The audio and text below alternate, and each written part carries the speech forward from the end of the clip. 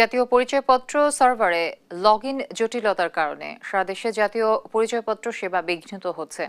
এই পরিস্থিতিতে কর্মকর্তারা সার্ভারে প্রবেশ করতে পারছেন না, যার ফলে অনলাইন ভিত্তিক সেবা আপাতত বিঘ্নিত হচ্ছে বলে জানিয়েছেন এনআইডি মহাপরিচালক ASM হুমায়ুন কবির।